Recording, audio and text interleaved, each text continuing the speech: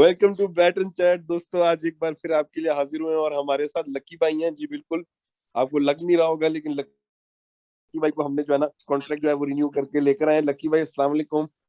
वालेकुम अस्सलाम उमी भाई। बड़ा कैसे अच्छा हैं आप? लग रहा है आपकी आवाज सुन के। अभी आपसे गुफ्तगू करते हैं। इसी तरह हीरा भाई भी हमारे साथ हैं, फैफू भाई भी हैं।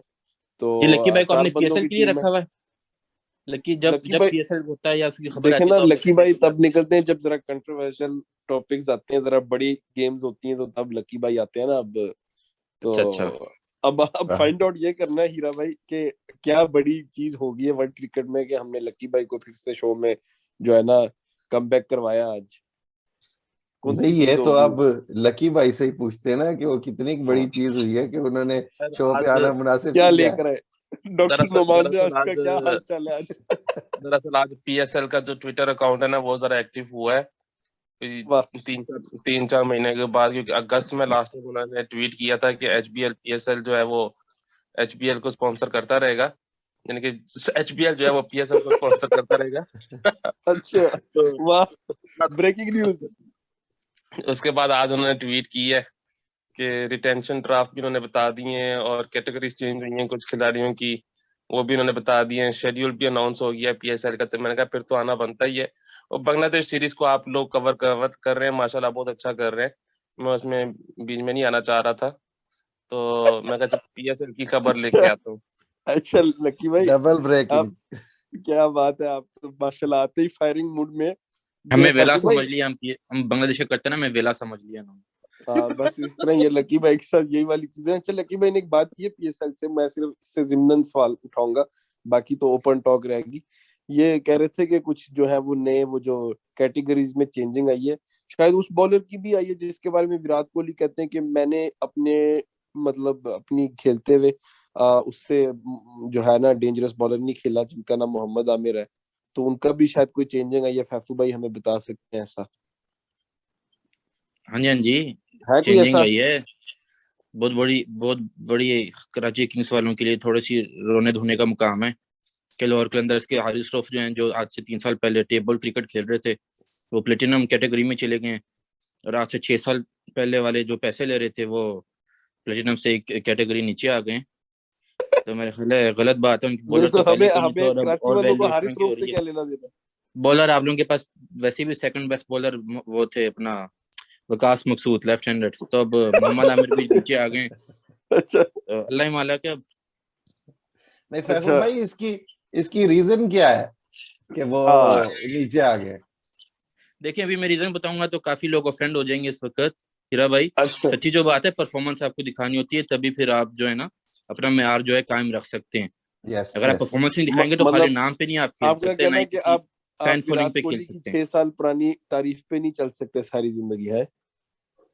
नहीं, अब आप आपका ये विराट कोहली कहना को है? आमिर के साथ कंपेयर कर रहे हैं तो ये आप ज्यादती कर रहे हैं। नहीं, कंपेयर कंपेयर नहीं नहीं कर नहीं, रहे। विराट कंपेयर कोहली तो। ने 6 साल पहले तारीफ की थी आमिर की। हाँ मैं ये आप कह रहा हूँ उसको कि जिस तरह कुछ फैंस है ना मोहम्मद आमिर के, वो ये भी तो जो है ना पॉइंट ऑफ व्यू अपना शेयर करते हैं कि इतने बड़े प्लेयर ने हमें मोहम्मद आमिर की स्किल्स का कहा है। तो ये आपसे फैफू भाई बस था, हाँ लेकिन आप ठीक जो है, है लेकिन आज आप से दिल 29 पे साल ले पहले गए। भी नील फेयर आप ने दिल पे वसीम ले गए अकरम की एक लाहौर बॉल की कराची तारीफ वाली नहीं की। चीज। हैं? मैं कहा लाहौर कराची वाली चीज आप दिल पे ले गए हैं इस टाइम। नहीं, मैं तो आपको पता है हर चीज दिल पे ले जाता हूँ जब पीएसएल की बात होती है तो। सही बात है। पीएसएल आ रहा, कोई लिख रहा था कि फाइनली जो है वो वेट करने का टाइम खत्म हो गया है। लेकिन मैं यही सोच रहा था कि लगता है फिर टेस्ट क्रिकेट की तो वैल्यू है ही नहीं, लेकिन ये जो सीरीज चल रही है अभी बांग्लादेश वाली, सईद इसकी सईद तो अजमल कह रहे थे, सईद अजमल। शायद वही देखिए, कह रहे मैं थे। आमिर के टॉपिक में मैं एक बात करना चाहूंगा। अमी भाई, फफू भाई, अगर आप अच्छा। दोनों भाइयों की इजाजत हो तो देखिए, हर खिलाड़ी का ना एक टाइम होता है, एक वक्त होता है जब वो अपने पीक पे होता है, तो वो मैक्सिमम पैसे भी उस वक्त कमा रहा होता है जब वो टॉप फॉर्म में होता है। और अच्छा। खिलाड़ी खिलाड़ी कोई आता है, उसने कभी ना कभी जाना भी है, या जो बंदा पैदा होता है उसने कभी ना कभी फोत भी होना होता है, मरना भी होता है। तो जरूरी नहीं है कि आप हर वक्त एक खिलाड़ी को जो है उसको उठा के रखें। हम देखें, फैफू भाई ने लाहौर कलंदर की बात की है, हारिस रऊफ की। तो लाहौर कलंदर की टीम में ही मोहम्मद हफीज खेलते हैं, जो पाकिस्तान का बहुत बड़ा नाम है, और 2002 से वो खेल रहे हैं पाकिस्तानी नेशनल टीम में और अभी तक खेले आ रहे हैं। तो वो भी हारिस रऊफ से नीचे हैं, शाहीन शाह अफरीदी से नीचे हैं। तो जरूरी नहीं होता कि आप जितना बड़ा नाम है वो आपको उसको हर वक्त उतनी पैसे मिलेंगे। जाहिर सी वाह। बात है, खिलाड़ी का टाइम आता है, नीचे जाएगा खिलाड़ी, फिर पैसे भी कम कमाएगा। हम्म। अच्छा, नीचे जाने से ये याद आया लकी भाई, अगर आप इजाजत दें, कि अभी एक प्लेयर है आप वर्ल्ड क्रिकेट चलिए, में। मैं आपसे इजाजत मांग रहा हूँ, आप मुझसे इजाजत मांग रहे हैं भाई। देखें, इसी तरह ना एक दूसरे से इजाजत मांगते मांगते जो है ना, शो हो जाएगा। चले शो जो उर्मी है ना भाई, मैं फिर पूछ लेता हूँ इजाजत के बगैर ये लकी भाई से। मैं ये पूछ लेता हूँ कि क्या फिर मोहम्मद आमिर का टाइम आ गया है कि वो निचली कैटेगरी में खेलना शुरू कर दें? मेरा ख्याल में बहुत मोहम्मद देर आमिर इधर से मतलब अब रिवर्स गियर है। बहुत देर पहले का मोहम्मद आ आमिर गया को हुआ है। जितनी बहुत है वो टीम में खेल रहे हैं, क्योंकि वो कराची में रहते हैं और उनकी कराची के सुल्तान इकबाल से दोस्ती है, इसलिए वो टीम में खेल रहे हैं। अगर आप मोहम्मद आमिर को अभी आप अपनी टीम से बाहर निकालें तो कोई उनको पिक नहीं करेंगे, जो उनकी आजकल सूरत हाल है। शायद हाँ, ऐसा ही हो।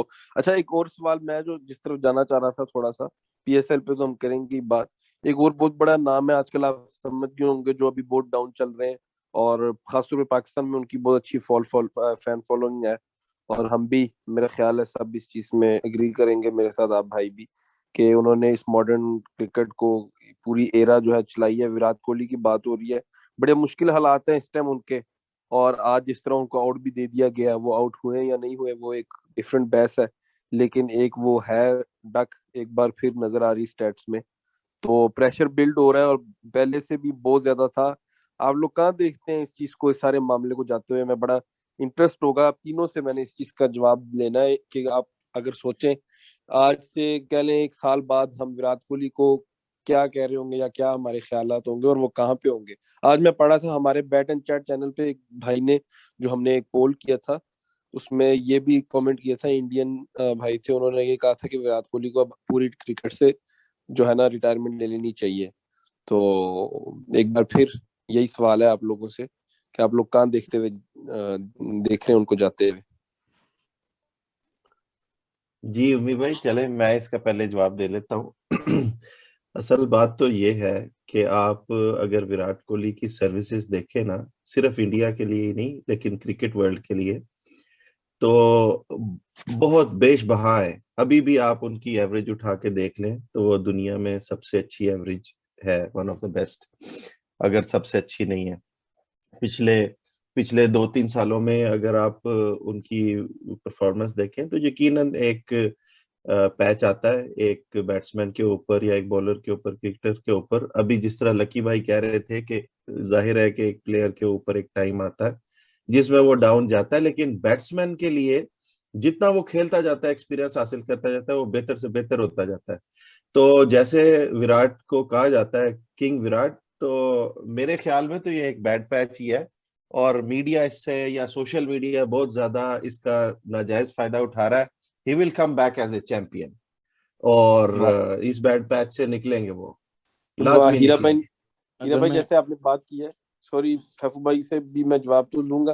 फैफू भाई, अगर आप इजाजत दें, सिर्फ ये जो अभी इन्होंने बात की है, मैं ये सोच रहा था कि ट्रिब्यूट चल रहा हो विराट कोहली का है, उन्होंने डबल सेंचुरी की हो, और हम पीछे हीरा भाई की वॉइस ये चलाएं, मजा ना आ जाए। वैसे आई होप बिल्कुल शायद हम इस तरह बिल्कुल कर ऐसा है, देखें। मजा तो मजा आएगा, बिल्कुल आएगा, क्योंकि चैंपियन प्लेयर है। देखें, मैं आपको एक बात बताऊं उम्मी भाई, आज फर्स्ट टाइम विराट कोहली की टेस्ट क्रिकेट जितनी भी उन्होंने आज तक खेली है, पहले मैच से लेके आज तक फर्स्ट टाइम जो आज वो डक पे आउट हुए, जीरो पे, पहली दफा उनकी एवरेज जो है वो 51 से कम हुई है।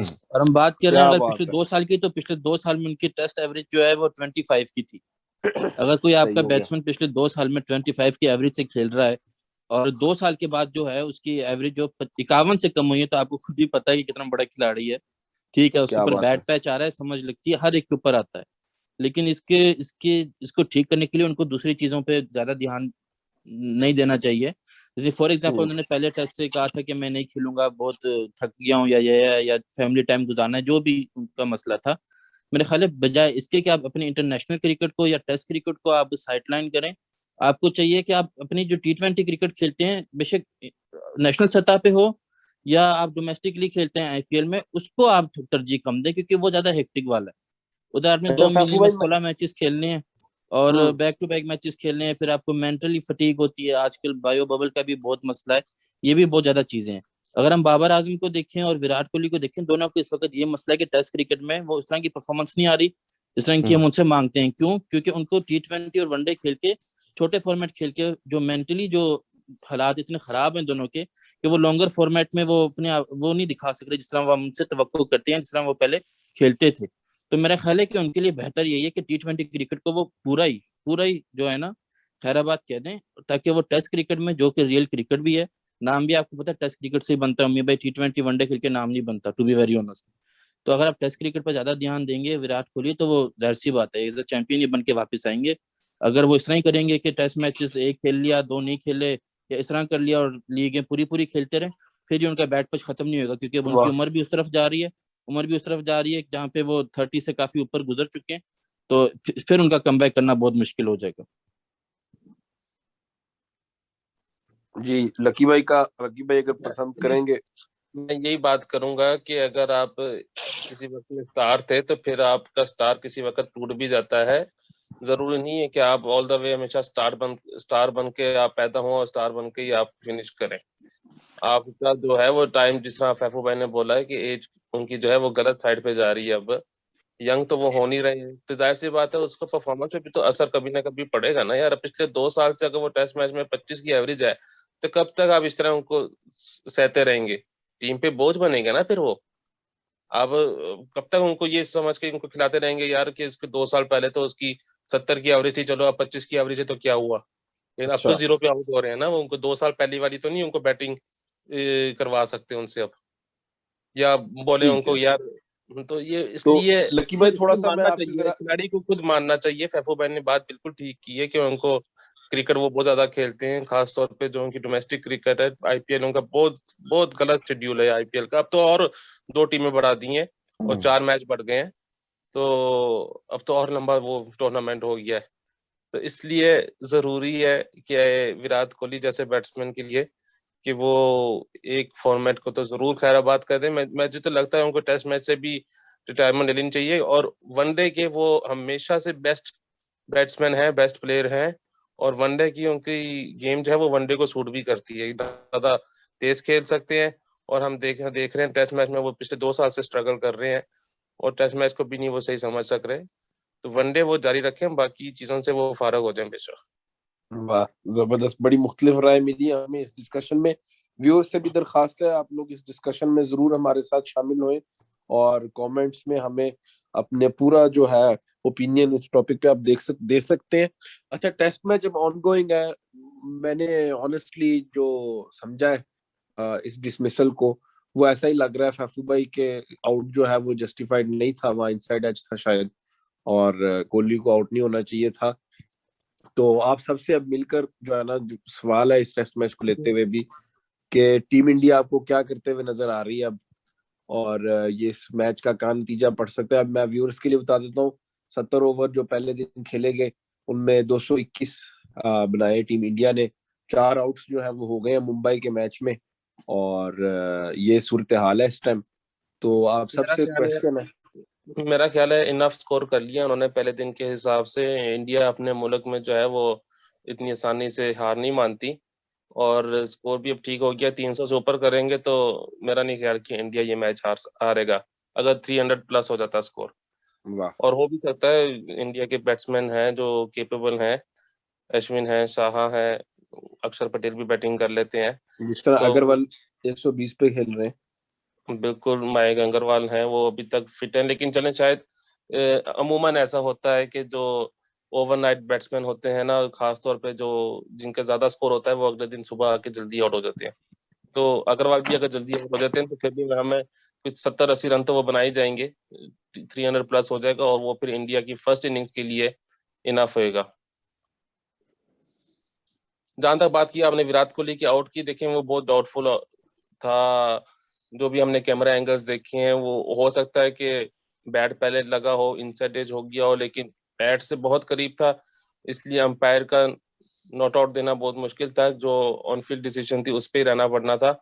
और हम्म। चांस यही है कि बैट पे पहले लगी है बॉल, लेकिन चूंकि पैड बहुत पास था इसलिए पता नहीं चल सकता था कि इसने को पहले किस कहाँ से आवाज आई है। तो बिल्कुल इसलिए सही। बैड लक हुई कोहली के साथ। और या तो कह लें इंडियन अंपायर थे, क्या कह सकते हैं, या तो उनको बताना चाहिए कि आपने इस तरह का डिसीजन जो है वो बैट्समैन के हक में देना है। हम्म। अच्छा, इस तरह के डिसीजंस पे भी लकी भाई मैं बाज़ औक़ात सोचता हूँ कि जैसे ऑन फील्ड डिसीजन है, वो जब मसलन जिस तरह आपने कहा कि आउट हो और फिर उसी तरफ जाया जाता है, इस पे भी रीथिंक हो सकता है। इस तरह की चीज पे भी जब आपके पास टेक्नोलॉजी हो, बाजू का वो क्लिपिंग वाला मामला होता है कि जी विकेट्स को क्लिप कर रहा है या नहीं कर रहा, बॉल जो है वो लग रही होती है स्टंप्स वगैरह को, लेकिन अंपायर ने नॉट आउट दिया होता है, इम्पैक्ट आउटसाइड होता है, ये है वो है। तो इसमें कुछ जो है वो आवाजें उठती हैं, लेकिन अभी जो रूल्स रेगुलेशंस हैं, आप लोग इससे मतलब मुतमईन है, खुश हैं जिस तरह चल रहा है इस टाइम सारा? नहीं, फुली तौर पे तो मुतमईन नहीं हूँ। जिस तरह आपने अच्छा। क्लिपिंग की बात की, क्लिपिंग पे जाहिर सी बात है, क्लिपिंग का मुझे बिल्कुल भी रूल नहीं पसंद। अगर बॉल क्लिप भी हो रही है, हल्की सी टच हो रही है, अगर विल्स गिर रही है तो वो आउट हाँ। होना चाहिए। बेशक वाह। क्लिपिंग हो रही है, टचिंग हो रही है, किसिंग हो रही है, जो मर्जी हो रही है। अच्छा अगर लकी भाई, इन दोनों से भी जरूर ले लें, मैं जरा देखना चाह रहा हूँ अगर कोई, मैं सिर्फ हाँ, समझना चाह रहा हूँ कि हम लोग एग्री करते हैं या नहीं इस चीज, क्योंकि मैं भी नहीं नहीं, बिल्कुल आपके साथ जा रहा हूँ। लक्की भाई बिल्कुल ठीक कह रहे हैं। मुझे पता है हीरा भाई भी हम इसी बात पे एग्री करेंगे कि देखिए जब बोल्ड होता है तो तब नहीं, भी ये नहीं आपको देखा कैसे जाता पता है? कि आधी शायद बॉल हीरा लग भाई रही को है। अभी तक, हीरा भाई को हैं? खुद ना पता हो, आपको कैसे पता है? शायद हीरा नहीं भाई नहीं, को हीरा अभी भाई तक को ना पता है। पता हो। हीरा भाई तो हमारे गुरु हैं, हमने तो उनसे सीखा है। अब आप ये देखें ना ओहो, कि आप जब आप जो है ना जब बड़े आपको शेरों खास की तरह दिन है। प्रेशर डाल रहे हैं उनपे, नहीं नहीं, प्रेशर ऐसी डाल कोई रहे हैं बात आप। नहीं है। ये हीरा भाई देखें प्रेशर सारा संभल के इधर तक पहुंचे हैं माशाल्लाह। नहीं, मैं डीआरएस इस्तेमाल करके ही फैसला दूंगा, आप फिक्र ना करें। वाह। अच्छा अच्छा। नहीं लेकिन उम्मीद भाई, अगर आप देखें जब बोर्ड देखें, एलबीडब्ल्यू और बोर्ड में ये फर्क है ना कि टांग जो आपकी विकेटों के सामने आ जाती है, ठीक है, बिल्कुल ठीक है। इसलिए तो एलबीडब्ल्यू का रूल रखा हुआ है। हाँ जी, जब ऐसे ही बोल्ड होते हुए ये नहीं देखा जाता कि 50% बॉल लग रही है या उससे कम लग रही हाँ। है, या कितनी क्लिप हो रही है कितनी नहीं लग रही, तब भी जब बेल्स गिरे मतलब या है कि आप या फारिग ये हो। नहीं देखा जाता कि अंपायर का क्या मूड है या नहीं मूड। हाँ जी। और जब आती है बात इधर एलबीडब्ल्यू में डीआरएस की, तब ये कहा जाता है कि जो टेक्नोलॉजी है वो 100% नहीं है, तो इसलिए हम जो है इसमें हमने अंपायर स्कोर वाला क्लिपिंग का सिस्टम रखा हुआ है। तो मेरा ख्याल है एक इनको रास्ता ढूंढना पड़ेगा, या तो आप डीआरएस का सिस्टम ही खत्म कर दो पूरा का पूरा, या तो एलबीडब्ल्यू पे खत्म कर दो कम से कम। अगर आपने कोर्ट पे हैंड का रखना है तो उसको रखें, कोई मसला नहीं है।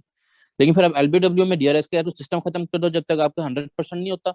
नहीं तो फिर आप जो है ना, ये रूल ही खत्म हो जाना चाहिए कि अंपायर स्कोर वाला, जब आपको है कि विकेट्स पे बॉल जितनी भी लगे 1% ना, 1% भी क्यों ना लगे, वो फिर आउट ही बनते। हम्म। चले, मेरी बारी आती है। मैं इसके ऊपर कुछ अपनी राय देता हूँ। पहले तो जो फैफू भाई ने और लकी भाई ने जिक्र किया है, मैं उनकी राय से बिल्कुल 100% मुत्तफिक हूँ।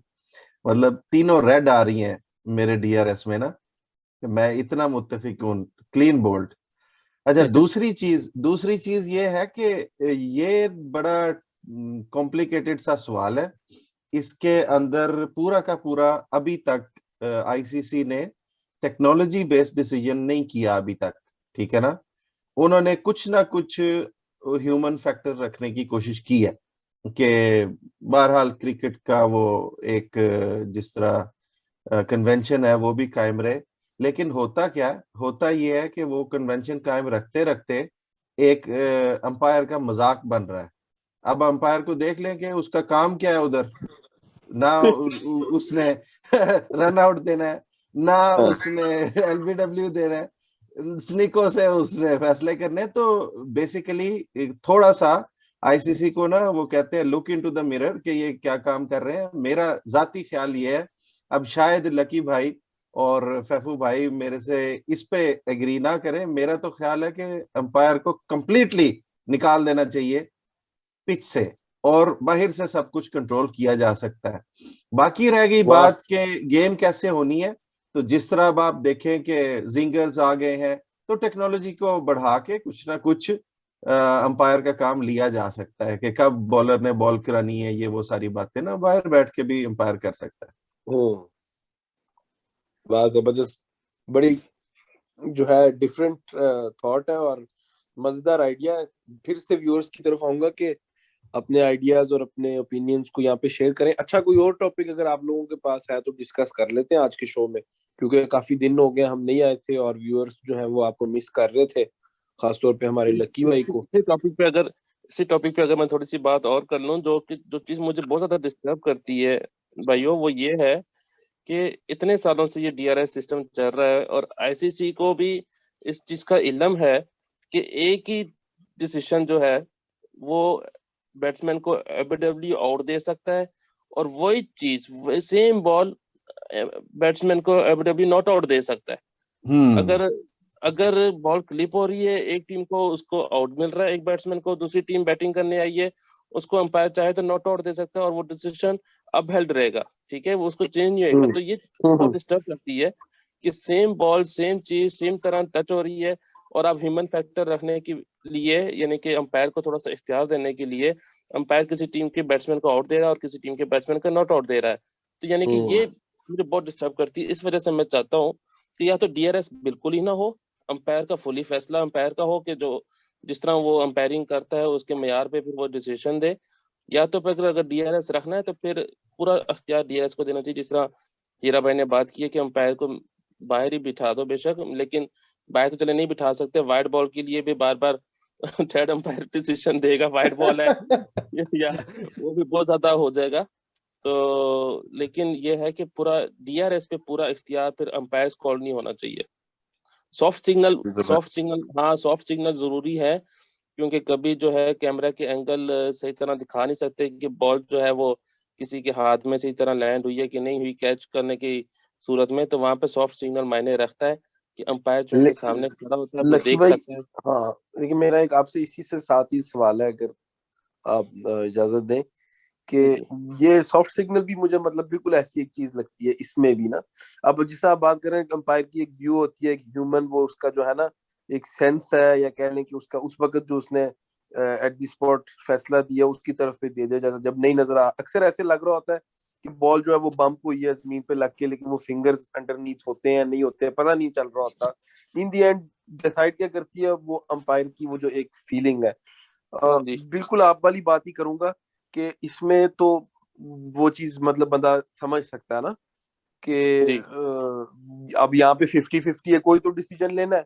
टेक्नोलॉजी भी हार गई इस जगह पे, जिस जगह पे जी टेक्नोलॉजी नहीं हार रही वहां पे मैं ये बहरहाल मतलब रेस वहां पे करूंगा आप लोगों वहां पे की तरह वहां पे अंपायर कि कॉल नहीं होनी चाहिए, वहां पे बिल्कुल। आप बल्कि इज्जत नहीं दे रहे, हीरा भाई वाली बात, आप इज्जत नहीं दे रहे अपने एम्पायर को कि यार भैया हमने आपकी मान ली, बल्कि आप इज्जत में जो है ना वो बेइज्जती कर रहे हैं उसकी बिल्कुल। कि यार वो मतलब वो ईगो पुश करने तो नहीं आया ना आज के दिन, वो तो अंपायरिंग करने Definitely. आया है, वो मैच करवाने आया है वहां पे।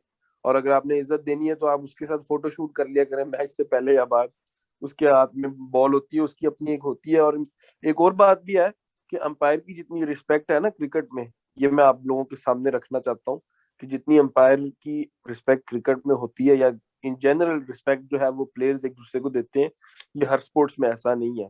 और जो लोग सिर्फ क्रिकेट देखते हैं उन लोगों को इस चीज का अंदाजा ना हो शायद कि दूसरी बड़ी स्पोर्ट्स में क्या कुछ नहीं हो जाता अंपायर्स के साथ। बिल्कुल। और जो मैच रेफरीज होते हैं वो क्या कुछ नहीं करते अपनी जगह को जस्टिफाई करने के लिए, उनसे क्या कुछ नहीं मांगा जाता।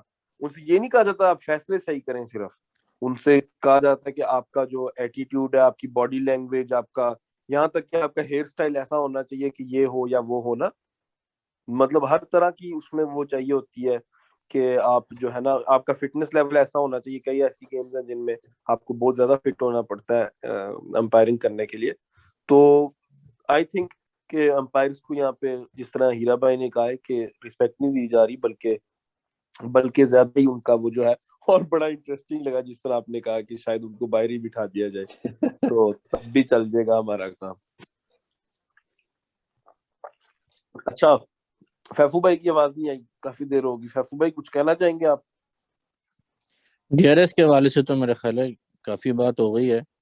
अच्छा, मैच तो पे आ जाना थोड़ा सा, आपने लाइव लाइव आने का तो प्रोग्राम है ही आपका शायद। हाँ जी, इंशाल्लाह लाइव तो भी आएंगे। बांग्लादेश का मैच है पाकिस्तान से, लक्की भाई और उम्मी और भाई कमेंट्री करेंगे और मैं साथ में इनको बताऊंगा क्या कमेंट्री क्या करनी है। अच्छा, आप पीछे से जो है वो कीबोर्ड से जो है वो डिक्टेट करेंगे हैं? मैं डिक्टेट करूंगा इंशाल्लाह। अच्छा, वाह। तो मैच के बारे में अम्मी भाई वही बात है जो हम हमेशा करते हैं। अभी तो खैर बीच के जो तीनों दिन है उधर बारिश है, लेकिन वही बात अच्छा, जो हमेशा होती है कि पहला जो सेशन है उसको आपने विन करना है। अच्छा उसको सैफू विन भाई, करेंगे तो फिर आप टेस्ट मैच भी ये विन मैंने करेंगे। सेशन वाली बातें नहीं सुननी आपसे। आप फिर से जरा दोहराएं जो इंटरेस्टिंग बात है, रेन वाली। रेन जो हाँ है जी, वो आप कह रहे हैं कि तीनों दिन रेन है, बीच वाले तीनों दिन? हाँ जी, तीनों दिन वॉश आउट है। अच्छा वाह। आपने वो बस वेदर बाकी वो तो फ्रॉक, अब देखिए, आपने वेदर फ्रॉक पे भी अल्लाह को बिलीव पता किया? होता है कि आखिरी मौके पे क्या रखा है, लेकिन हाँ। अगर महकमा तो आपने मौसमियात की तरफ से तो यही खबर है। अगर तो आपने मेरी आईफोन वाली वो जो वेदर ऐप है उससे देखा है, फिर तो वो मैं आपको कह सकता हूँ कि पक्की झूठी है। जिस तरह वो वेदर अपडेट देती है। लेकिन अगर आपके जराए और हैं कोई, तो हो सकता है आप सही कह रहे हो। अभी तो महकमा मौसमियात की तरफ से तो यही खबर क्या है कि बात है। बीच के जो तीनों दिन है वो जो अच्छा, वॉश आउट हैं। लेकिन इसका फिर भी मतलब मेरे ख्याल है गेम चेंज है। पॉजिटिव माइंडसेट के साथ जाना चाहिए। और अगर आपकी पहली बैटिंग आ जाती है तो कोशिश करें कि ज्यादा से ज्यादा स्कोर करें। और आप कर भी सकते हैं, क्योंकि ढाका में तो वैसे भी आपको पता है बहुत ज्यादा बैटिंग विकेट्स होती हैं, बहुत ज्यादा बॉलर्स की खास मदद नहीं होती इतनी। तो मेरा ख्याल है पॉजिटिव खेलने की कोशिश करें, और अगर पहले नया बॉल मिलता है तो नए बॉल से आउट करें, नहीं तो फिर ज्यादा से ज्यादा रन स्कोर करने की कोशिश करें। वाह, क्या बात है। Easy like that. हाँ जी, तो बाकी तो ये वेल फैफू बताएं भाई, एप्लाइड। अगर अगर देखे पहले से ये पता लग गया है कि 2 दिन ही होंगे टेस्ट मैच के, पहला दिन और आखिरी दिन, हम्म तो ये मतलब T20 के 2 मैचेस बन जाएंगे। ये एक मैं पहले पहले दिन हो जाएगा और एक हाँ आखिरी दिन। ये मैं पहले कहना चाह रहा था कि इनको कोशिश करनी चाहिए कि टी ट्वेंटी के मैचेस करने चाहिए दो, ताकि रिजल्ट तो निकले कम से कम।